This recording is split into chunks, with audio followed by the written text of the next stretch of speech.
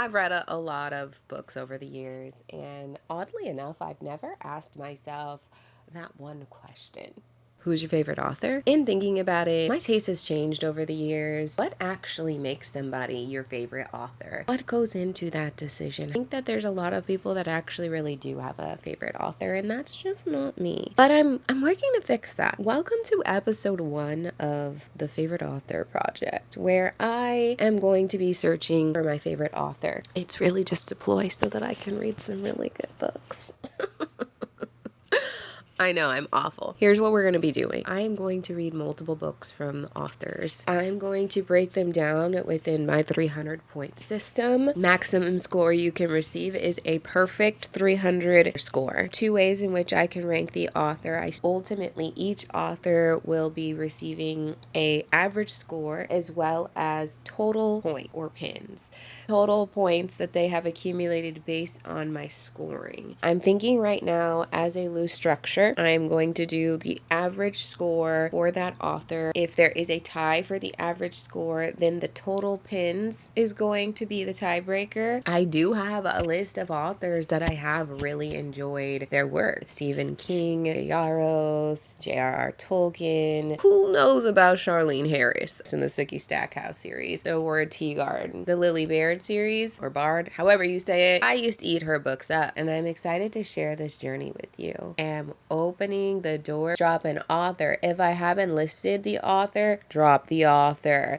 Bonus points if you give the book rec. If I have listed the author, give a book that you think is going to boost their score. Some of the categories that I will be considering as I am giving points out: plot, character, writing style, pacing, emotional impact, and enjoyment. Again, plot, character, writing style, pacing, emotional impact, and enjoyment are all categories that will yield points. I don't want to put a hard line on how many books you have to read by that author, but right now it's giving 3. Think of it like bowling. One strike is nice, but when you string a few of them together, that's where the points really start stacking up. There's not a rule to this. I'm going to read based on my mood and where the author takes me. I'm so happy I have my scoring system because it's really going to hold me accountable. It's going to keep me engaged with these books, and it's going to allow me to critically analyze the works and how I feel about them.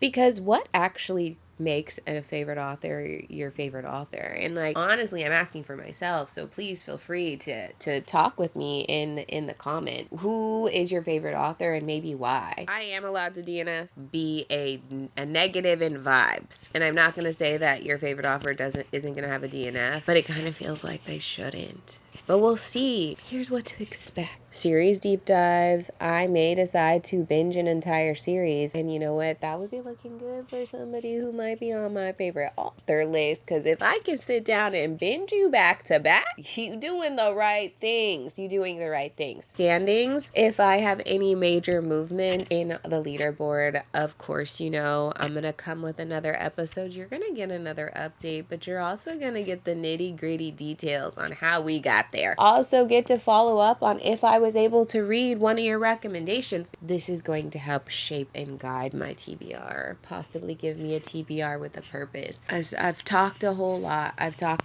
but here's where I'm at. I'm going to give you a quick little update on where I am at on the authors that you can anticipate me to be talking about in my follow-up video. Authors on the table right now that are looking like contenders are Sarah J. Maas. Her work does not scream, this is my favorite author. So far, I have completed the ACOTAR series, and I am 3 books into the Throne of Glass. I have read Throne of Glass, Crown of Midnight, and The Assassin's Blade in that order. None of these books have been near a 300. No shade. We're very enjoyable, and a lot of people say that this is her best work. Once I complete this series, I will have some real meat and potatoes to back up and see maybe where the hype is. My priority authors next is honestly someone who is coming out of nowhere. It was not on my radar. I picked her book up this month, and I am down that rabbit hole. And the author in question is Miss Ashley Antoinette, urban fiction / urban romance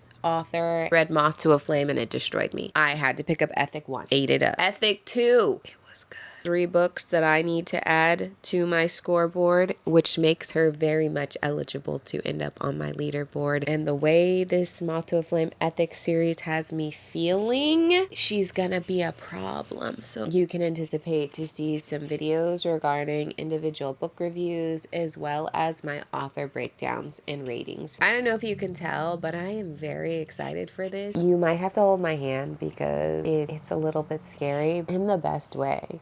All this to say, if you like books, you like rankings, and you like a little bit of chaos, this series and my channel might be the place for you. So please make sure that you subscribe, because the next update, I think my ruffles and feathers. If you made it this far, and please go ahead and drop your favorite author and the favorite book that did it, and I will be seeing you on the next episode where I continue my search for my favorite author.